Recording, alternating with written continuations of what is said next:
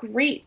Okay, thank you everyone for being here today, and I'd like to welcome you to the Sunshine Coast Regional District regular board meeting of Thursday, April 23rd, 2020. I will officially call us to order, and I'd like to acknowledge that we are within the traditional territories of the Seashelt and the Squamish First Nations, and we welcome everyone for being here today. I'd also like to acknowledge that this is Chief Paul's first official board meeting with us. And Chief, we're very happy to have you with us and sitting with us at the table. So sitting with us at the table, as it were. So welcome, and thank you all for being here today. I'd like to remind everyone, if you're not speaking or not the recognized speaker, to be on mute. I will try and mute my puppy at some point, as that might be a little bit distracting in the background. So we do have an amended agenda in front of us today. So if I could have a motion to adopt our amended agenda, please. So moved and seconded. Okay, are there any further additions to the agenda as presented? Yes, Director McMahon? Yeah, I have an item of new business, which is the short-term rental bylaw enforcement.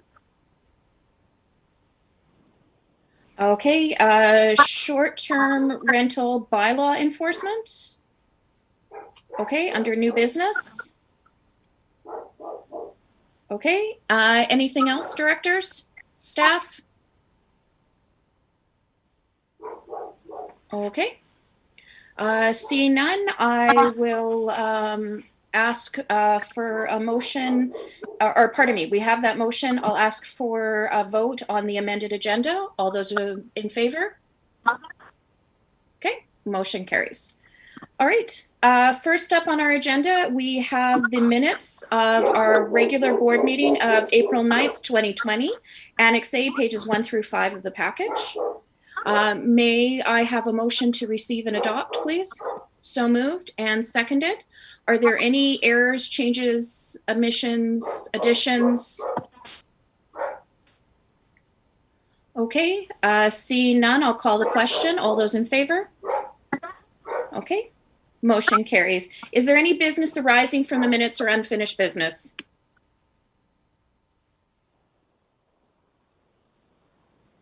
No one is waving frantically, so we will say no. We have no presentations and delegations today, but we do have a series of reports. Okay. So if I could have a motion to receive all of our reports, please. So moved and seconded. All those in favor? Motion carries. Thank you. So first up is Annex B, our number 3 on the agenda, the Planning and Community Development Committee recommendations numbers 1 through 6 of April 9th, 2020, pages 6 through 8 of your package. Directors, do you want to pull out any of those recommendations to debate separately before we move them, before we adopt them as a block?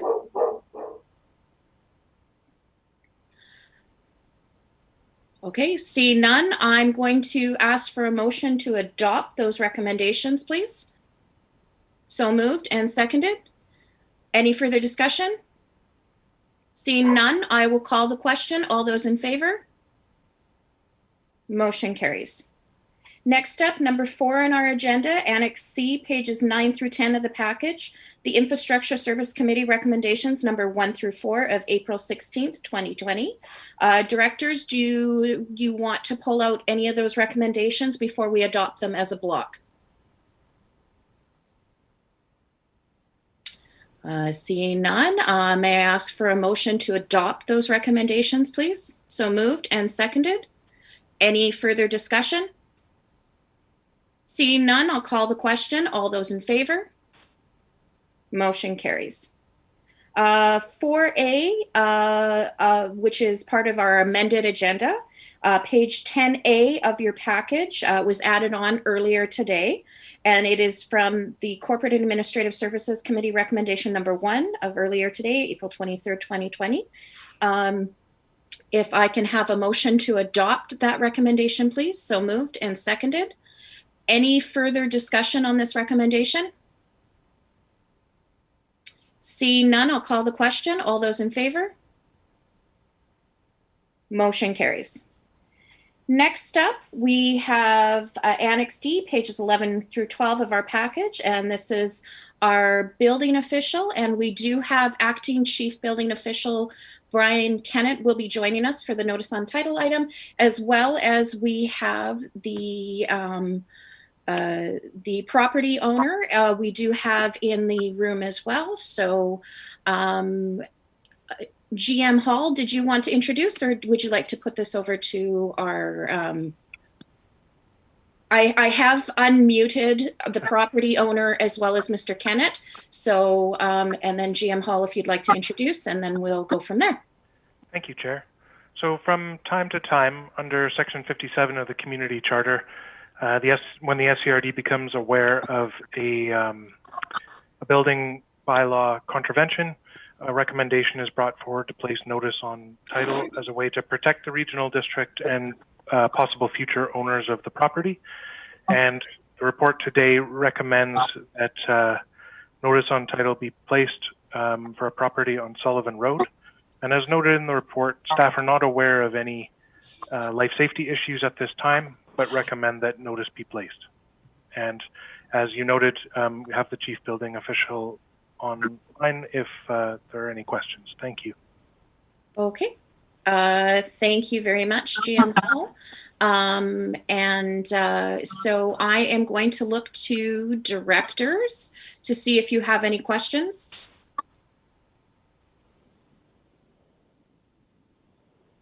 Director Seegers.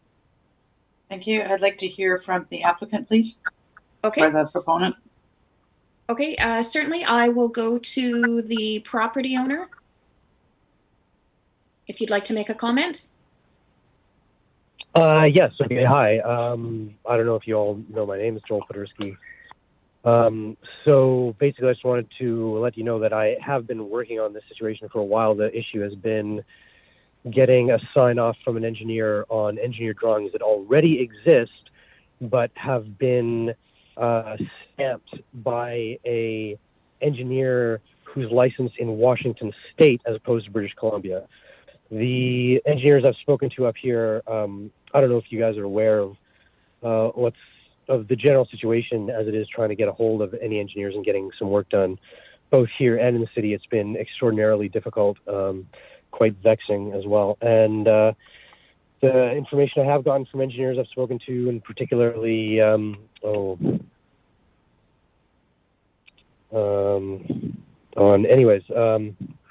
here is that the methods they use to and calculations they use to generate the engineered drawings are in fact the same as they are in British Columbia and Washington State, and it will probably only require a signature from an engineer up here as opposed to a completely new set of engineered drawings. So it's really not a big deal. It's just a matter of actually getting a hold of an engineer and getting someone to actually do it, which has been the holdup. So I just want to, let everybody know that and kind of to give some context to the situation.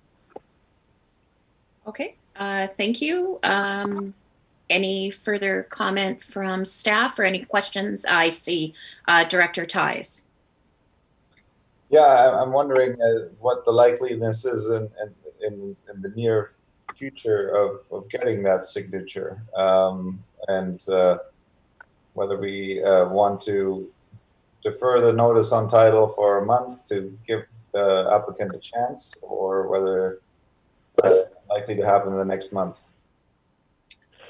I mean, that would be ideal. It was Dale at Sunco Civil Engineering, civil consulting, that I dropped the drawings off to literally months ago, and at the time he told me to put it on the pile, and I've checked in a number of times since then, and he's always out of the office or something, and hasn't delivered it yet, but he assured me that that was in fact what was needed, and he does have the drawings physically in his possession, and he has for, oh man, I don't know, 10 months at this point or something like that. So, that's kind of where it stands. I would hope to have it done in a month, but there have been other months where I've hoped that as well. And I'm not entirely sure that I could promise that it would be solved in a month. That is just where it stands. Okay, Director Hiltz, you had a question? Yes, for the applicant, I have two questions. One was what structure requires the engineering drawings, and then in the report here it says that there is outstanding building permit applications, and if you had some comments on that. Okay, over. Oh, sorry. Go ahead, sir. No, I feel that question was for me or was not for me, or? Yes, I believe it was for you. Oh, okay. So I believe the outstanding building permits are probably for shipping containers that have been altered, but they've been reinforced. And that may be what we're just talking about. The work is not, the work was already done on them by the time I was made aware by the SCRD that I was required to get a building permit for them. So there's no work's obviously been done since then. So that was an issue of getting drawings from, basically there was just framing put inside, 2x4 framing on all three walls in the roof, and insulated, and drywall put on, or no, sorry, not drywall, plywood put on. So just waiting for drawings from the guys who did that work, which would then be signed off on engineer. I think that's it. So yeah, thanks for reminding me on that. The other one was an auxiliary building for the agricultural activities on the land. That's the one that Dale has the drawings for. Okay. Staff, did you want to comment on that before I continue through the speakers list? Only if the director has any further questions, Chair. Thank you. No. Okay. And Director Hiltz, that took care of your questions? Okay, great. I'm going to go back to Director Ties and then over to Director Lee. Yeah, it sounds like there's a couple of outstanding items, and I don't know if the likeliness of having that resolved within the next month is likely. Looking to staff to give comment, and it sounds like it might be just best to put a notice on title for the time being, because it is a liability for the Sunshine Coast Regional District, and it isn't all too onerous to get rid of it when the time and the paperwork seems to be in order. So yeah, just looking to staff as to what's their whether they think it's feasible to get all this paperwork done in a month. Mr. Hall or Mr. Kennett? Staff, thank you for the question, Chair. Staff can't comment on the applicant's ability to complete this, and obviously there are market factors which are certainly not helped by the current pandemic situation. It is a board decision about whether or not to place notice on title, and what the director stated, that it is a pretty routine matter, easily done to remove notice on title once we have permits in place that are executed and closed. Thanks. Okay, Director Lee, you did have your hand up. Did you have anything? No, my question was just answered. Thank you. Okay.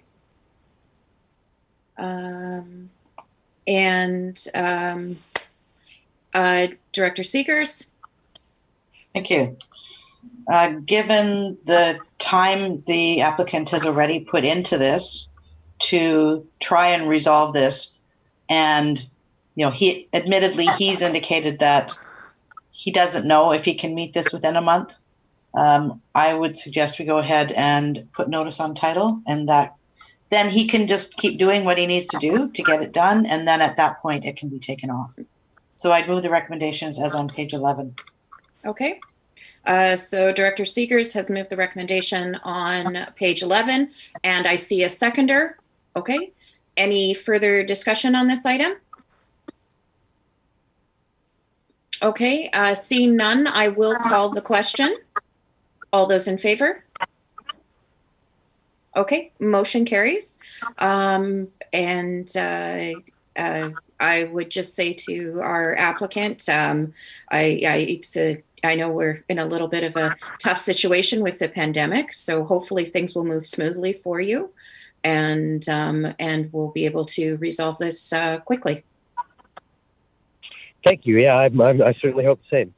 Okay. All right. Well, good luck, and I will. You're certainly welcome to, I guess, take your leave of us today. So thank you very much for joining us and answering our questions and giving your perspective. Yep, my pleasure. You all have a great day. Yes, you too. Thank you. Thank you. Okay. Bye. And I'm assuming Mr. Kennett is leaving us as well. Yeah. Okay. Have a good afternoon. Thank you very much. Thank you so much for joining us today. Thank you. Okay. All right. So next up on our list is our Chief Administrative Officer's report of April 23rd, 2020. Over to you, CAO McKinley. Thank you very much, Chair. And thanks everyone for allowing me to do a brief verbal report. Last week and last few weeks have been a little hectic, so I appreciate the opportunity to provide a bit of a report verbally.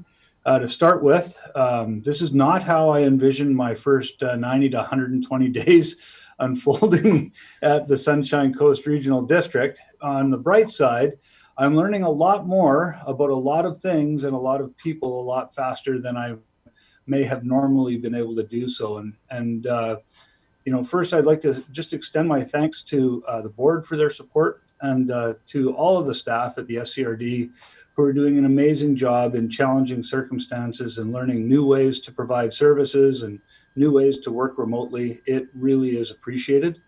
I continue to work with the CAOs in Gibsons and Sechelt Indian Government District. We meet every morning and have, except for weekends, since the EOC started up, and that's been really valuable to make sure that the three communities the four local governments are sort of working in sync as much as possible and supporting one another. So that's been really good. We meet also every morning as a senior leadership team, and that's been incredibly positive to keep us connected and moving forward and working well. And I've really appreciated the opportunity to have those calls as well. Also working, it's taken a bit of time, but working with the CAOs and the EOC director and some of the senior EOC staff in our EOC roles, when we take off our local government hats and put on those EOC hats, the EOC is starting to work a lot better. It is getting its legs underneath it. It's finding a new way to run an emergency operations center without a state of local emergency, supporting a provincial state of emergency when no one really knows how that system works, and it hasn't been operated like that before. It's starting to gain some footing, and it's starting to work well, and I really appreciate that. And finally, just a huge thank you to our IT staff who have saved me already on several occasions. I don't know when I became a Luddite. I used to be the guy you called to program the remote or get this computer thing running. And now I say, Tracy, why won't my Zoom meeting work? I appreciate so much the support IT has provided, and a special shout out to Tracy.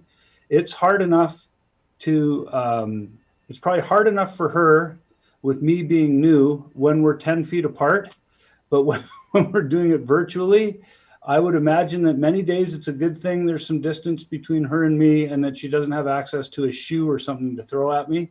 I can't thank her enough for everything she's done. While this has been a challenging way to start out here, I'm having a tremendous amount of fun. This is a wonderful team. I'm so happy to be here, and I just appreciate it very much. And thank you to all of you.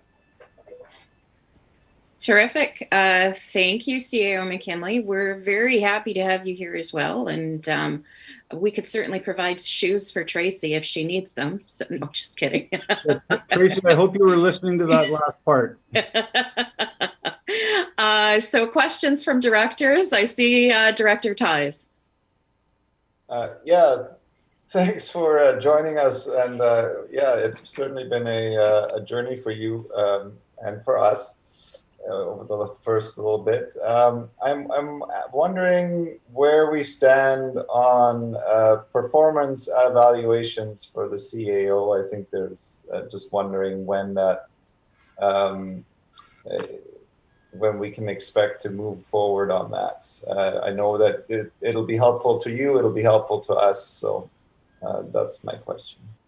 If it pleases the board, my plan for that would be to move towards a process that would see us be able to conduct that performance evaluation to sort of time it with the end of my 6-month probationary period. And that would probably be a good way to complete that period and have a performance evaluation completed to go with that. And should we find a few more emergencies for you to solve, since we've had the lower road washout and now a pandemic? And yeah, I guess we could dream for hope for some blistering hot weather to get that water down in a hurry. No, sorry, GM Rosenboom is saying no. So it's okay if it stabilizes and things go smooth for a while too. I'm fine with that. Okay. All right. Directors, any other comments for our CAO or questions? Okay, seeing none, thank you very much. And yes, it's certainly been an interesting 90 to 100 days, because I think we started off the first weekend was with the lower road, and it's continued on from there. So we're glad you're still with us anyway. So and look forward to a continued working relationship with you. So great. Okay, so moving on through our agenda, we have no communications or motions today, but we've got bylaws, and we've got a couple of sets here. So we have first up, number 7 on our agenda, Annex E, pages 13 to 14 of our package, is the Sunshine Coast Regional District Sanitary Landfill Site Amendment Bylaw, number 405.21, 2020. Before we go into first, second, and third reading, do any staff members want to comment on this, or no? Director McMahon, I see your hand up. Yeah, I had a comment, but we could move the motion first and get it on. Yeah. Okay, I do see that GM Rosenboom has unmuted himself if he wants to comment on this first, before we go to first, second, and third reading. Thank you very much for the opportunity. I can't respond to the question from Director McMahon yet, but what I can say is that this is a follow-up on the report. I think we discussed at February IC meeting on, or last month's infrastructure services meeting for the acceptance of recreational vehicles, as well as boats at the landfill and the conditions under which they can be accepted. There are some details in this that were not, there are more details in this bylaw, proposed bylaw amendment than there are in the report on the exact specifications that for the materials to be accepted at the landfill. And I'm more than happy to answer any questions. Okay. All right. Thank you, GM. Director McMahon, do you want to move first reading and then we can ask a question, or do you want to just go ahead with your question? Why don't I ask my question? Okay. We had this explained to us the other week, so I understand what this is, but I couldn't quite get past the sentence. Recreational vehicles disposed at the landfill must be cut up into sections no larger than 1 cubic meter. If you don't understand the fact that like the engines aren't included and stuff, it paints a wonderful picture. I'm just wondering if we can, in plain language, explain it any better, or if there's a need to. GM? Thank you for this question. It actually highlights an error in this version because it's cubic meters and it should be square meter. Okay. Which Do, would make it more sense. okay. Is that an easy, I'm going to look to the corporate officer for process-wise. Are we okay to do first, second, and third reading with that right now, or do we need to have it posted before we? We can, it's a simple amendment. I think it'll appear, we can make an amendment that the measurement for recreational vehicles be 1 square meter, that the cubic meter be replaced with the 1 square meter. And I believe it appears in 2 separate places, but we would update it everywhere in the bylaw where that measurement appears. Okay. It's in 4 places. It's 4 for places? both as well as for recreational vehicles. It's in clause E, F, G, and H. Items, last 4 items. Sorry, Remco, for boats as well? Yeah, it's square meter, not cubic meter. Okay. Our apologies for the oversight. Oh, no worries. Director Seegers, I see your hand up. Yes, so I would move first reading with an amendment to change cubic meters to square meters in those 4 instances. Okay. So we have that as and that is to move Sunshine Coast Regional District Sanitary Landfill Site Amendment Bylaw number 405.21 2020 with the amendment of changing cubic meter to square meter as indicated. And that's been moved by Director Seegers, and I see seconded by Director Kroll. And just to note, there is a voting schedule for this. It is a weighted vote.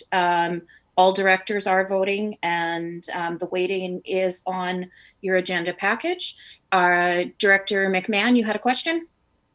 I just want to say that I hope that we'll have a plain language version of this available on our website, because trying to read this cold, it's mystifying. Excellent. Okay.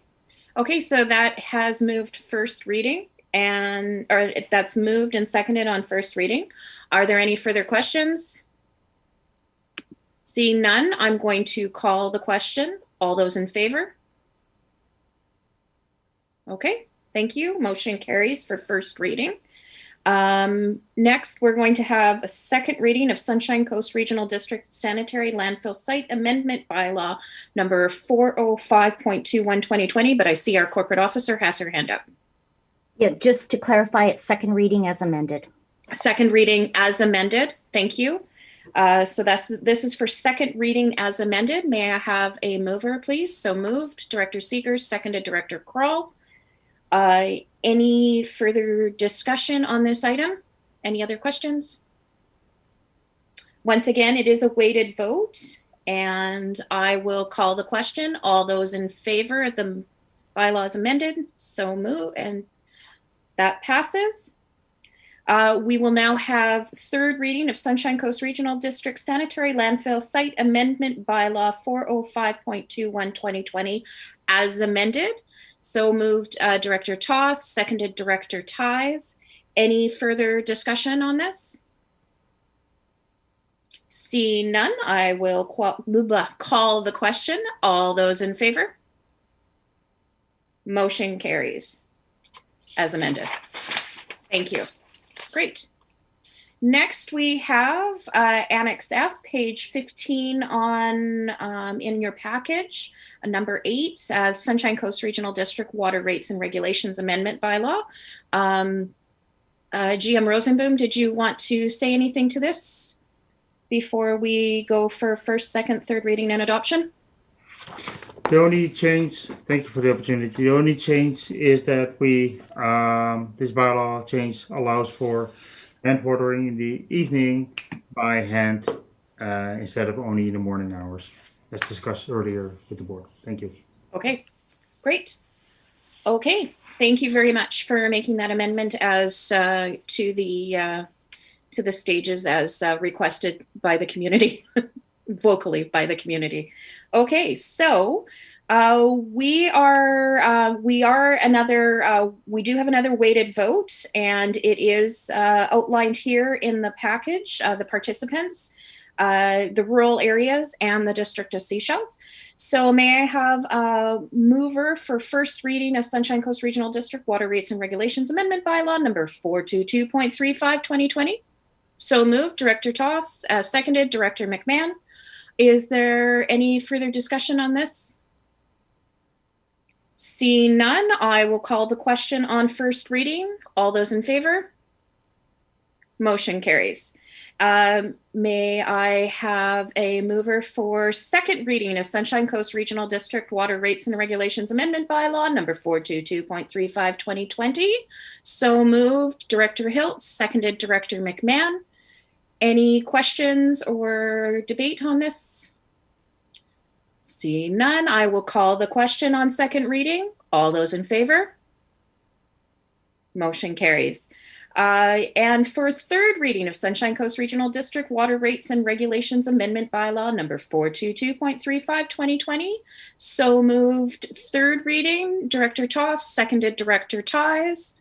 Any further discussion on this item? Seeing none, I will call the question on third reading. All those in favor? Motion carries. And we will now move to adopt Sunshine Coast Regional District Water Rates and Regulations Amendment Bylaw number 422.35 2020. So moved adoption, Director Seegers, seconded, Director McMahon. Any further discussion on this? Seeing none, I'm going to call the question on adoption. All those in favor? Motion carries. Thank you very much. Excellent. Next up on our list is director's reports. And today we are going to start with Area D and Director Ties. And you're muted. Being last and all, yes. Well done. Yeah, Donna and I attended a presentation by Squamish Nation spokesperson Michael Silem titled Beyond Reconciliation last week. And I did have to leave early, but I thought it was a very, very worthwhile talk, and that was quite thought-provoking. It pointed to the current gap between acknowledging that we want to implement the United Nations Declarations for the Rights of Indigenous People, and what it actually means to implement it. And I think that there's a lot of thought that needs to go into this. We essentially need to decolonize Canada, as he said it, and this means that the First Nations are not only another body of government, but they have the rights entitled to this land. And in order to really acknowledge that, I think a rewriting of the Constitution is necessary, and the nation that comes out of this will look fundamentally different than the one we live in now. So what role we as regional districts and municipalities can play here is unclear to me at this point, but I look forward to the journey together in dialogue with our First Nations, and I'm thrilled that Chief Paul is here with us at the board table. On another light and on another light subject, we have. I've also been observing with interest the amount of resources, effort, and sacrifices humanity is willing to make when there's an immediate threat to humans. Yet conveniently, we've ignored the scientists yelling in the corner that if we don't do something regarding climate change, that millions of species, including human existence as we know it, are at risk. The only difference is that their threat isn't imminent or immediately apparent. And yet it's so much bigger. And I hope that something in humanity shifts to acknowledge this threat now that we have seen, what it is. Comparatively speaking, oh, sorry, I totally misread that one. Anyway, I think considering what this virus can do and what we can mobilize, I think we need an even bigger mobilization in regards to climate change. So on a more cheerful note, I am taking a beekeeping course from Paul van Westendorp, the head of apiculture at the Ministry of Agriculture, and I'm really enjoying it. So that's me for the director's report.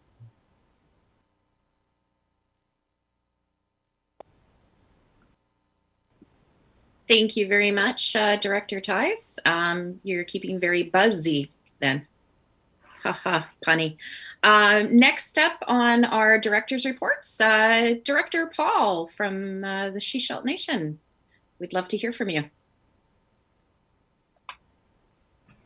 Hello all. Glad to be here. Finally, it's taken a bit. It's been a bit of a journey to get me into the chair. I look forward to working with each and every one of you and with the wonderful staff you guys have available. And I'm looking forward to letting you know what Section 41 actually means, and having a conversation around the implementation of the rights of Indigenous and the UN DRIP call 41 points that are being contemplated. We've been invited to sit down with Canada and have a bit of a review. We were asked to sit down and have a bit of review when the province implemented their call to action on UN DRIP. It is game changing. It is something that is wholly, how do I put it? It's a very heady thing if you're a First Nations person. The practicality of it, how it all interprets to on the ground and how it affects you and I and how we work together. Well, that's the work in progress. I hope to share with you as we go through this dialogue and discussion with the federal table, what it actually means and how it all rolls out. I don't think at the end of a very long day it will require a charter challenge or a change to the Constitution. I do believe Section 25 covers off what Section 35 doesn't. So I think that we can, but all that being said, there's room for a lot of lawyers to make a lot of money on it. So I look forward to the discussion, and I look forward to working with you as we go down this path together. Thank you very much, Director Paul. And just once again, just so happy to have you here with us. So thank you. Next up on my list, I have Director Lee and what's going on in Area A.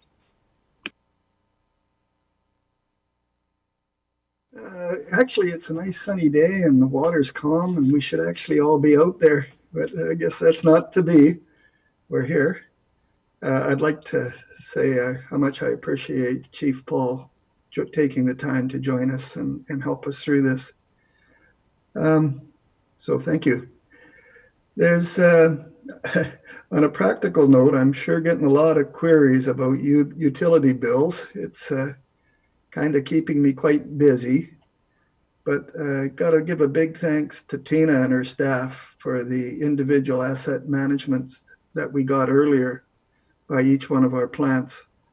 It helps so much when I'm answering the questions. I can just simply cut and paste and send her out and the explanation is done. That was, little did I know its true value when it was done, but it was, it really helps explain the utility bills. And the same thing for the water. I found our logic and added a couple of the projects we're doing and found it easy to explain that too. So it's, you see all that stuff and you go back and review, and it sure is nice to have it spelled out that clear.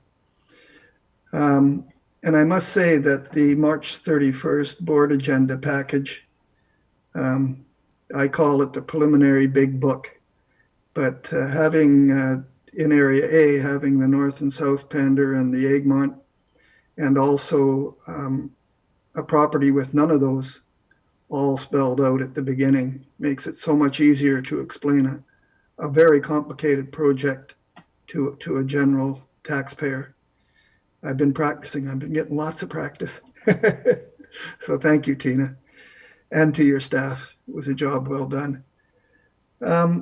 The other thing is that I'm very appreciative of the work the EOC has done and the Sunshine Coast Community Task Force and our local Pender Harbor Community Task Force. it's amazing how they stepped up and made sure nobody was left behind, and there's food for everybody, and it's smooth. I'm getting nothing but praise, which is great. And I think one of the biggest indicators was pointed out to me after our last Pender Harbor Community Task Force by a very astute observer, when he said, "Len, I'm sure glad you guys got things so well in hand." And I says, "Well, how do you know that?" And he said, "Well, the biggest thing I heard was the fact that there isn't hot showers for an estimated 8 partially homeless people." He says, that's the biggest priority we got now. And that's the only one left. And that's not a game changer. You got washrooms, you got hot water and sinks. It's might be a little smelly, but so thanks to everybody for their assistance in the in getting all of those social nets up and running. It was very well done. At least in Area A, it's I've been very heartened by how the not-for-profit stepped up and all the government agencies worked together to make it happen, and how the EOC has been helping us. It's they're there behind the scenes and they make it all work, which is great. I listened with interest in the changing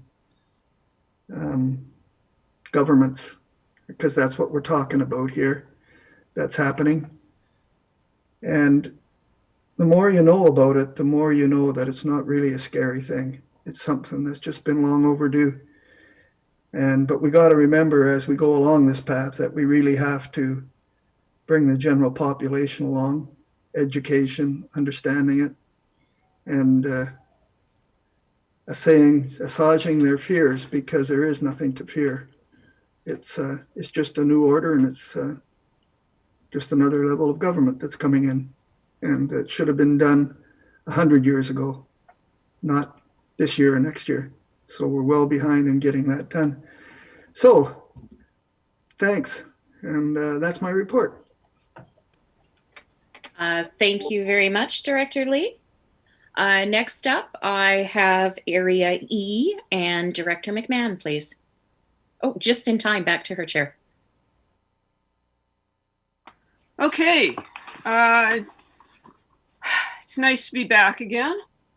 I have been Zooming to lots of meetings. Tuesday night, I helped the Elphinstone Community Association board set up their first Zoom meeting. And then last night, I was at our first APC Zoom meeting. And then there's been all of our other meetings, including the EOC and the Vancouver Coastal Health Conference calls and so forth. And less formally, reaching out to a lot of people by email and Zoom and phone and so forth. I agree entirely with what Director Tighe said, but I'm going to move from the sublime to the ridiculous here. I can't be the only person who's starting to go a bit squirrely, hanging out at home, reading the all COVID all the time news, and eating my own cooking. And there is a point where a steady diet of earnest, science-based health directives brings out my inner 5-year-old. It's like, wah! Sorry. I can see that our natural rebelliousness will need to be channeled into constructive community positive actions. If I'm getting this stir crazy, I can only imagine how the teenagers are doing and the young adults. So we're going to have to find great, healthy ways to entertain ourselves this summer. Thank you. Thank you, Director McMahon, for unleashing your inner 5-year-old. That's always interesting to see. Next up, I have Director Seegers, District of Sechelt, please. Thank you.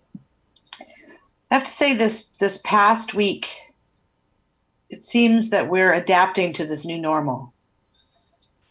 The first few weeks were insanely busy, morning till night, learning technology, getting familiar with Zoom, translating all the meetings that were initially in person to be Zoom meetings.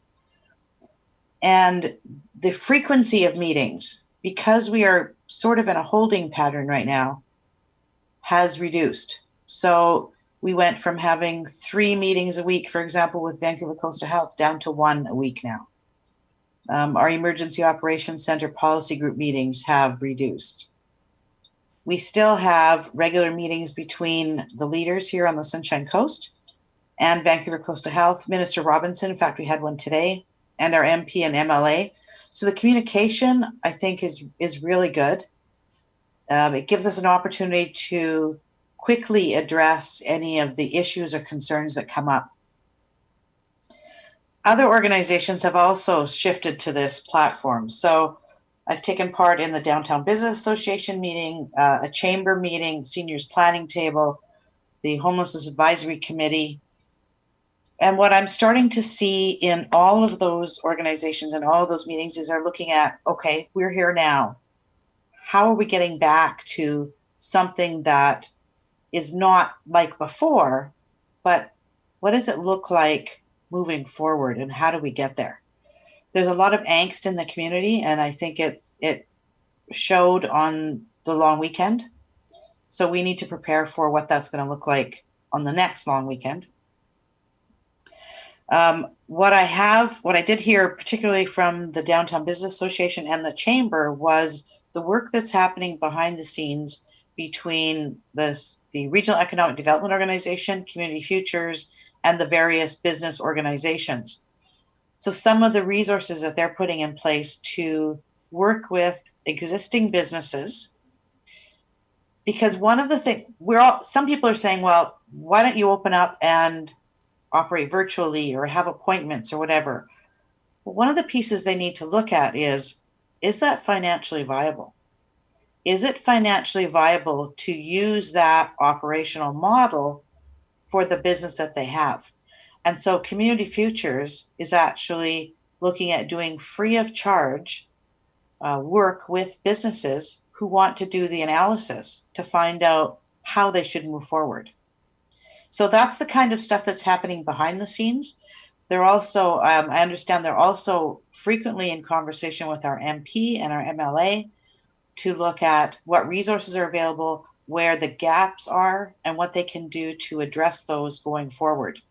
So there's a lot of work happening in the private sector to, support our businesses and our community in coming out the other end and having that look however it's going to look.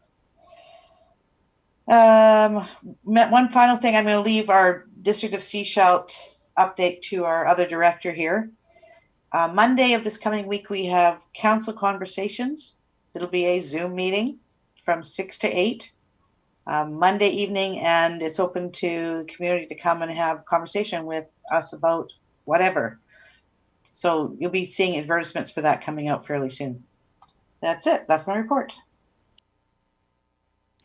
Excellent. Thank you, Director Seegers. Next up on my list, I have Area F and Director Hiltz, please. Thanks, Chair.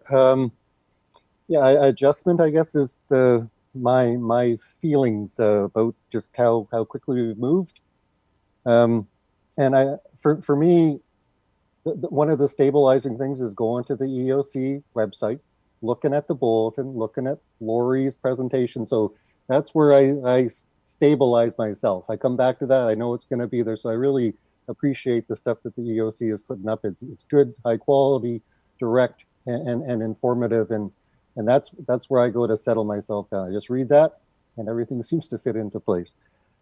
I'm looking forward to the APC, as Director McMahon has said. That's a new platform to deal with the APCs. And in some ways, it almost looks like it's going to expand the ability for people to communicate. We're probably going to have at least one or two from Gambier Island. So we'll see how it all works out, but it's very promising.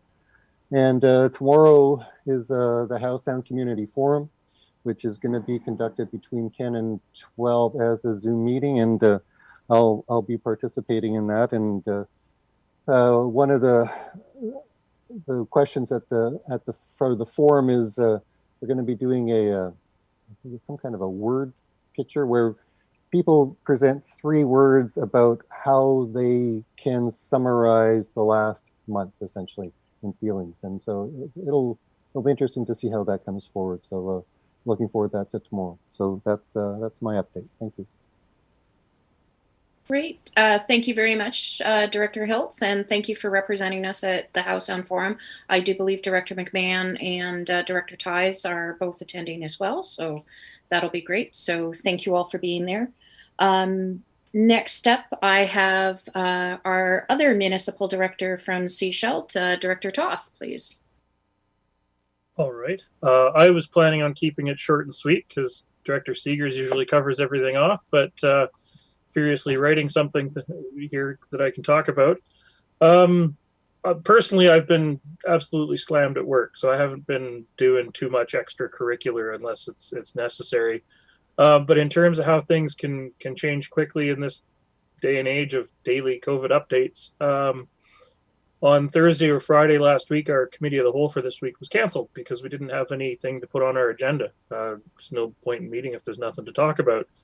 Over the weekend, the province announced new measures for municipalities and regional districts, which had budget implications for us, and we're working on budget right now, so it was very timely. And so Monday, we were told we were going to have a committee meeting after all, but we had to do it at 4 p.m. instead to accommodate people who'd made other plans. And we didn't actually receive our agenda package until Tuesday afternoon because staff were furiously putting reports together for us. Budget's moving along in Seashelt. We're doing our public consultation next week. I believe our director of finance is going to be doing 2 workshops on Wednesday, sort of one in the late afternoon and one in the evening. We're looking at about a 3.8-ish% tax increase with the intention to increase taxes evenly across the board, which is going to bring down our business multiple from around 2.39 times the residential to about 2.23-ish. Be interesting to see how the turnout is for the workshops, the public meetings. Don't have a lot to report otherwise, or at least I didn't think of anything to report otherwise. And if Director Seegers has something she wants to add on, we can go back to her. But that's basically it for me. Thank you. Terrific. Thank you, Director Toth. I saw Director Seegers shake her head. She's said everything that needs to be said for the time being. So we will go to the town of Gibsons. Director Lee, I'll come back to you. I see your hand up, but I'll come back to you after, okay? Town of Gibsons and Director Kroll, please. Thank you, Chair Pratt. I also would like to welcome Director Paul to our meetings. I think it's really, critically important that we have the Seashelt Nation with us as much as possible, and have certainly felt, the nation has been sort of missed at previous meetings. So welcome. Heartfelt thanks for you being here. Again, it seems everyone is faced with the endless Zoom meetings. It's sort of unfortunate when people don't have to book a meeting space other than in a virtual reality. They're so easy to book, so people just go crazy booking meetings. Hopefully things will calm down slightly. Town of Gibsons, this weekend will be our 3rd weekend for the Business Watch, which has been, I think it's been a good deterrent. It's been relatively quiet. There've been, the odd thing that one notes in your log sheet, and, if anything comes out of it, at least you've got a record. It's amazing how in a town that is 2 miles square-ish, you can put on 41 kilometers plus driving around. It's really exciting. I've decided my car seats are not as comfortable as my chair for Zoom meetings. So anyway, that aside, we've redone our budget again. We've changed the business multiplier. We've pulled some stuff out of our budget, realizing in light of the way things are being canceled, left, right, and center, Sea Cavalcade once again has been canceled. I just noticed during this meeting, the Calgary Stampede announced they have canceled. Cunard announced this morning that they will not be having any sailings out of Vancouver this year. So there are going to be some huge impacts. I was really quite dismayed when I saw the article in the Online Coast Reporter about the abuse that people have been faced with on front lines. Some store owners, there have been some racial slurs, people taking abuse, putting themselves out there to help the community.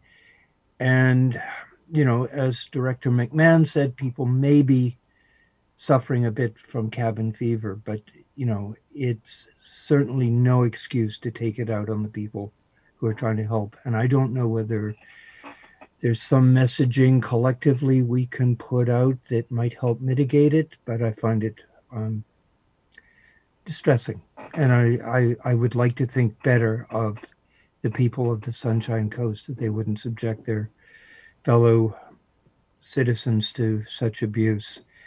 We talk about small community and you sort of know people. It's getting more and more difficult to recognize people because they're wearing masks.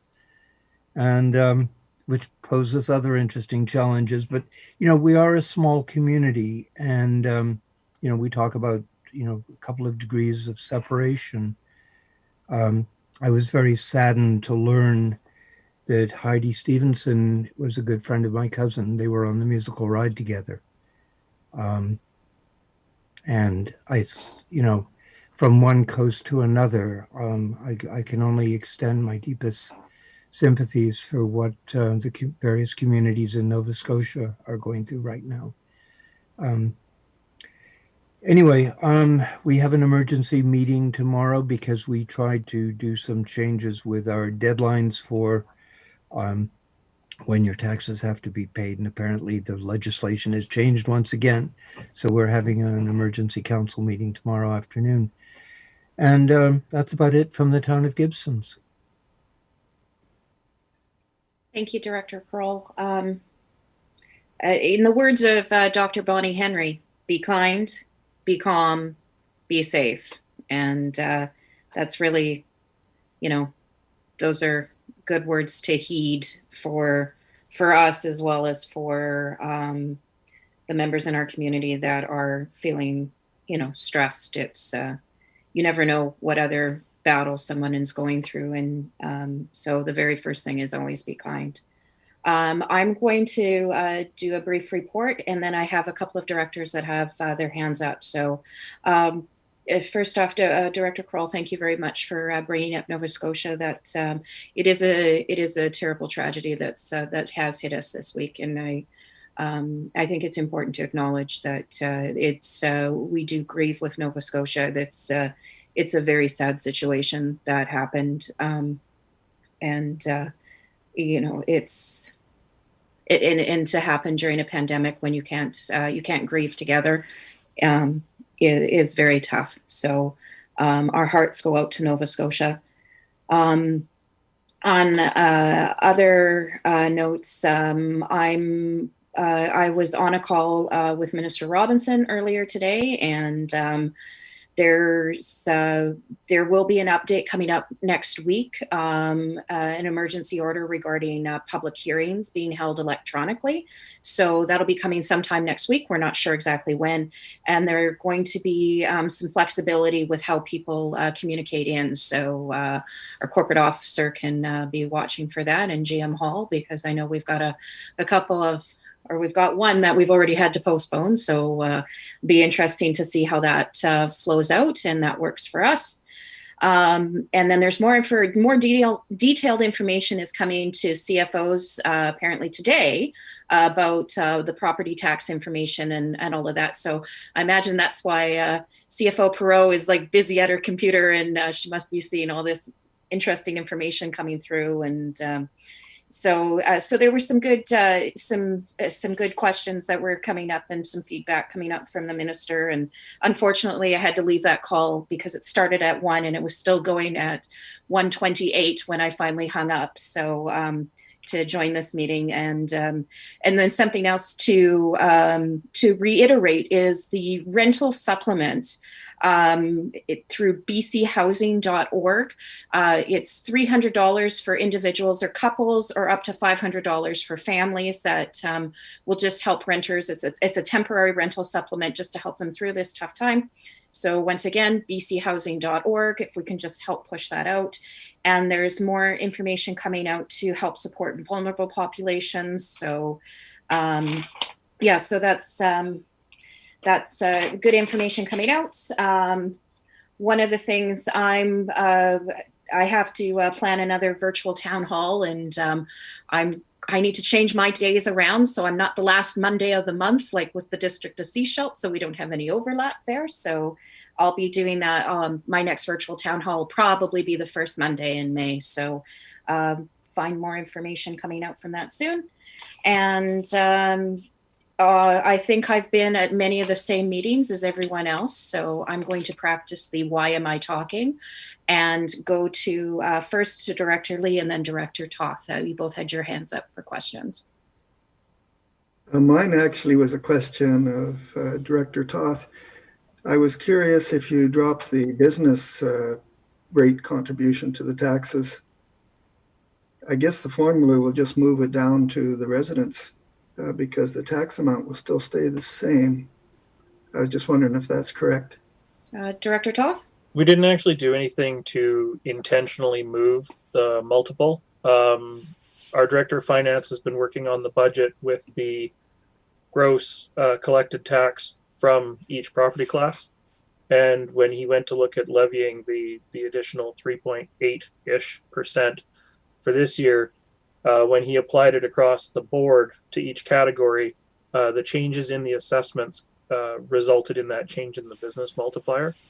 Our residential tax base in the District of Sechelt went down 5.1 or 5.2% in valuation over the last year, but our commercial properties went up by 2.1-ish% over the same period. So that spread resulted in the multiple shifting on its own. We don't typically peg the multiple at something and then make them work backwards. They try and apply the levy or the tax increases equally, and then we sort of see where the multiple comes out after that.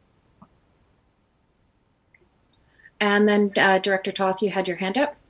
Yeah, when Director Kroll started listing off events that were canceled around the country, and locally, it made me remember that I forgot to mention. I sit on the Canada Day committee within the District of Sechelt, along with the Farmers Market and the SDBA, and some members of our staff and the Rotary. And Canada Day in Sechelt, as we've known it, is canceled. There won't be a parade. There won't be the big gathering in the park. We're going to be working to do something, but it's going to be more about celebrating Canada at home. We might run some contests in the paper for kids, like coloring contests or small activities. We're talking about maybe doing some live footage of the mayor doing a cake cutting somewhere or singing "O Canada" for us or something like that. We'll have to see how that all pans out, but she's probably off the hook for singing "O Canada." But we're going to try and see if we can do something digital to share with our community who is doing their best to stay at home. I guess she's off the hook for being dunked as well. Still on my Facebook page from last year, my brother was the first one to dunk me. It took me forever for my tailbone to feel better after May Day last year, so I feel your pain. Okay, so with that, that's all we have for director's reports. So under new business, we have the short-term rental bylaw enforcement, that Director McMahon. Did you have a specific question or, okay, over to Director McMahon. Yeah, I've had a lot of inquiries about short-term rentals from people who are concerned that a number of them are still operating on the coast. So I kind of had a two-part question. One is, have we had a lot of bylaw complaints about short-term rentals? And the other one was, do we have the capacity to step up enforcement? Okay, over to the CAO, please. Yeah, thank you for the question. I was able to touch base with Manager of Protective Services, Matt Trite, and get some, I asked him, over the last month or so, since we've had the fines raised on short-term rentals, what level of complaints have come in? And he was actually hoping to be able to give a bit of an update, but he's on a pre-auc call. So I've got a few stats from him that he threw together for me, anticipating this question. We've had 4 complaints on short-term rentals in the last 30 days, just 4. Now, none of those have resulted in tickets yet, because the process to turn a complaint into a ticket is usually after around the 4th letter. Letter 1, oh, no compliance, letter 2. So that can take anywhere from 30 to 90 days before tickets would be issued. So even though we have a higher total ticket rate, we don't have tickets written based on the 4 complaints that we've received about STRs at this point. One of the things that we have been looking into, and we've recently learned, is there is another jurisdiction, and he wasn't sure if it's Squamish or Whistler, and it might be neither of those, but we'll take a look at it. They actually built their bylaw for short-term rentals around advertising. So it wasn't in our case, if you have a short-term rental with an absentee landlord, if we receive a complaint, we have to then investigate that complaint. And then through the investigation process, it may lead to a ticket that has a higher penalty than it used to in the past. In this other jurisdiction that we'll look at, they're actually able to initiate enforcement based on the mere presence of advertising of that short-term rental property that would be in contravention of the bylaw. They don't have to wait. They probably still have to get a complaint. I don't think they're scanning Airbnb night and day, but if they get a complaint, they can verify it through the ad itself, and that's enough to initiate action. So we're going to look at that a little further, and we'll probably come back to you with a little better written report than the verbal one you just received from me.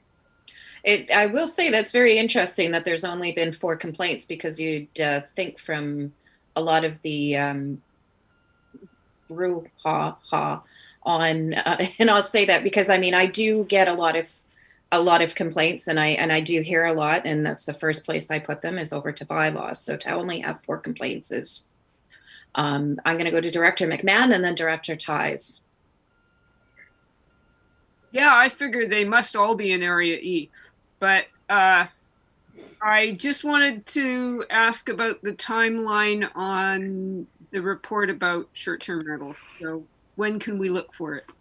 Well, I think they've been putting some numbers together. So there's, I feel pretty comfortable saying that we could have something for you at the next appropriate agenda. Great. Director Ties. Yeah, I just wanted to comment that I think Tofino is using a proactive enforcement tool. It's a software package that costs them apparently, I think, somewhere in the realm of $10,000 a year to run, but they actually go through their Airbnb, through the short-term rental listings or sites, and they actually ticket people that list themselves that are in contravention of the bylaws. So, so that's an interesting tool. Of course, much higher cost than what we were probably willing to spend at this point, but just an idea. CEO, any other comment on this item? No, but happy to take any further questions. Okay. Directors, any other questions? Okay, great. Thank you very much. So just to let everybody know how we're going to be proceeding. We are going to be going in camera. So after we adjourn to, or pardon me, after we move to go in camera, we will be going to the gallery to see if there are any questions. There is a little bit of a delay as we go into the gallery. So, so we will be a minute or so. So gallery, get your questions ready. So I am going to ask for a motion that the public be excluded from attendance at the meeting in accordance with section 91C and K of the community charter. Moved and seconded. All those in favor? Motion carries. And we'll go over to IT. And do we have anybody in the gallery today? I regret the gallery is empty this afternoon.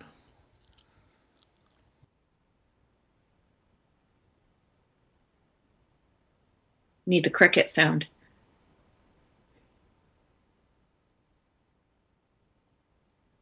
All right, let's try this. Okay. Sorry, I was muted that time. Okay. The gallery is, I'm afraid, empty. Oh. So anticlimactic. That's almost disappointing. Okay, so directors, before we do adjourn to go into camera, or before we go in camera, do you want to have about 5 minutes? Okay. All right. So I'll tell you what, I will give you 7 minutes and we will see you back here at 10 to 3. Okay. Thank you.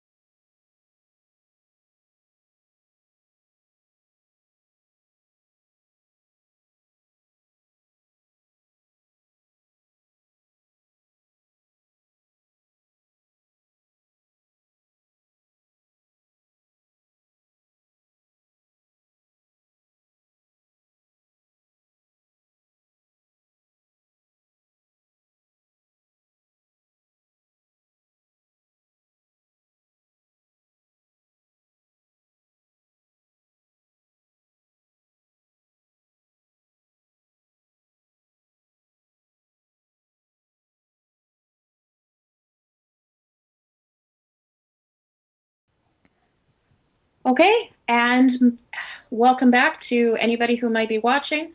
May I have a motion to adjourn our board meeting of April 23rd, please? So moved, seconded. All those in favor? Great. Thank you all for being here today, and goodbye to the public. Are there any people in the public gallery? Are there any? I don't think there wasn't anybody after the regular meeting. So, Samira, is there anybody there? Nope, nobody here. Okay. All right. Okay. So we have our EOC meeting.